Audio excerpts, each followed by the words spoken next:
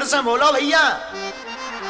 अब तुम कहो महाराज हम टीवी पे तो बहुत कथा सुन ली। अरे टीवी पे कथा सुनोगे तो क्या इतना आनंद आएगा?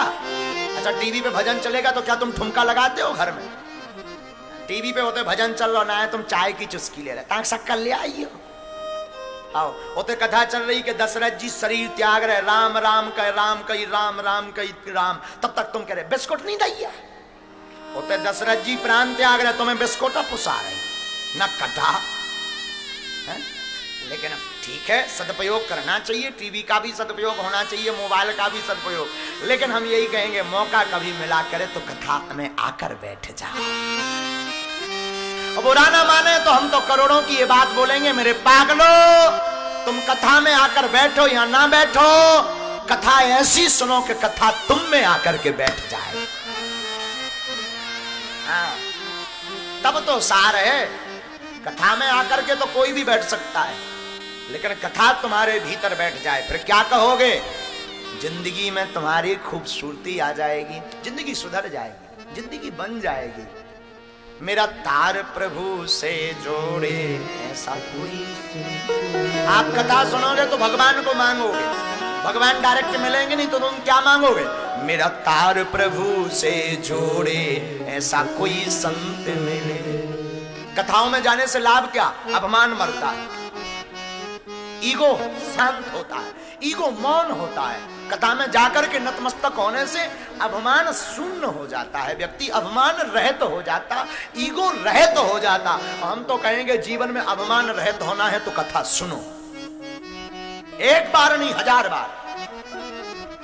तुम कहोगे साहब महाराज कथा एक बार सुन ली अब तो हम तर जाएंगे, ठटरी के बरे थे, एक बार खा ले पेट भरो रहे साल भर का। नहीं ना, शरीर की पुष्टि के लिए जिस प्रकार प्रतिदिन भोजन जरूरी है, उसी प्रकार आत्मा की पुष्टि के लिए सत्संग भी जरूरी है। अभिमान से बचना है तो कथा सुनो। देहाभिमान बचने से प्यारे उपाय काम कुछ ऐसा कर जा, पाकर गुरु से ज्ञान यार मरने से पहले मर जा। अपने घट में बैठ निरंतर, समझ रहे ना, अपने घट में बैठ निरंतर, नहीं किसी के घर जा। अपने घट में बैठ निरंतर, नहीं किसी के घर जा। सीता राम नाम सुमरन कर भव सागर से तर जा। आप स्वयं जागो, कथा जगाती है। जगाने का मतलब ये नहीं कि कोई सो रहा हो तो घंटी बजती। सोना 2 प्रकार का होता है, एक बिस्तर पर, एक संसार सागर में।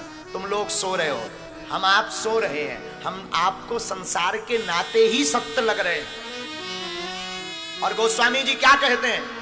उमा कहावों में अनुभव अपना, उमा कहावों में अनुभव क्या?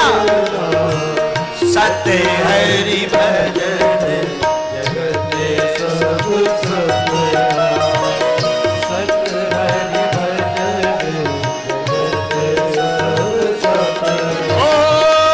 उमा कहावों में अनुभव अपना, उमा कहावों में अनुभव अपना, सत्य हरि भजन सब सत्या, सत्य हरि भजन जगत सब सत्या। बाबा गोस्वामी जी कहते हैं सत्य परमात्मा का भजन है, संसार सब सपने के ही समान है।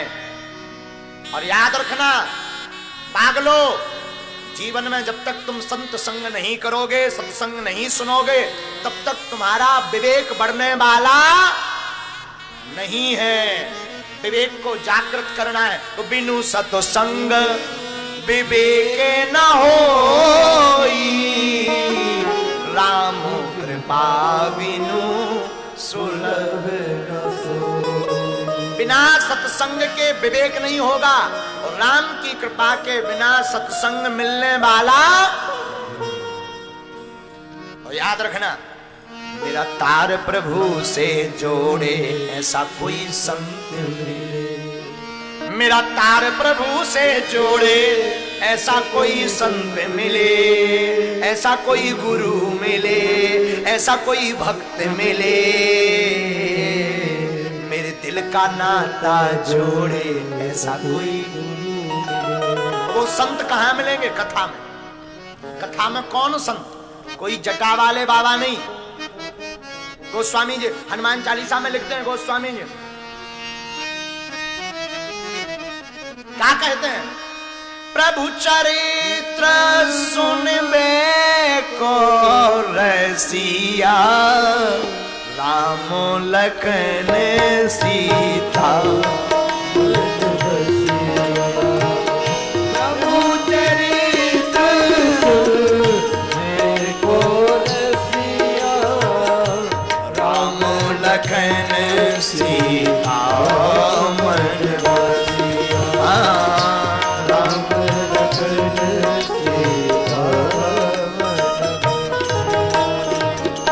श्री हनुमान जी महाराज, आहा, हनुमान जी महाराज कथा सुनने के रसिक हैं।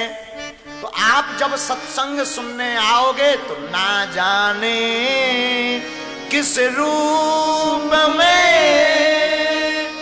नारायण मिल जाए, किस रूप में तुम्हें नारायण मिल जाए कोई ठिकाना। तब तो सिया राम मैं सब जग जानी, करऊं प्रणाम जोरी जुग पानी। सबको सीताराम में मानो, कथा सुनो। कथा सुनोगे तो संत मिलेगा। संत कौन? अनंत बलवंत हनुमंत लाल जी। संत कोई और नहीं, श्री हनुमान जी जैसे संत मिले। लेकिन कथा कब सुनोगे? जब अभिमान मर जाएगा। कथा उन सबको नहीं भाती है ना। कई लोगों तो लगता टाइम पास, ठटरी के बारे। टाइम पास थोड़ी है कथा। कथा जीवन की प्रथा मिटा देती है, कथा जीवन सुधार देती है, कथा जिंदगी में चार चांद लगा देती है। और हम तो यही कहेंगे आज की बात, हमारे दरबार में आओ न आओ, कथा में जरूर आया करो। लाखों प्रश्नों के उत्तर एक कथा में मिल जाते हैं। ऐसी कोई समस्या नहीं। ऐसे कितने लोग हैं जिन्हें कथा से ही उत्तर मिले जिंदगी के। ये देखो, ये प्रत्यक्ष प्रमाण है, जिन्हें कथा से ही उत्तर मिले कि कब क्या करें क्या ना करें। बोलो वृंदावन बिहारी लाल।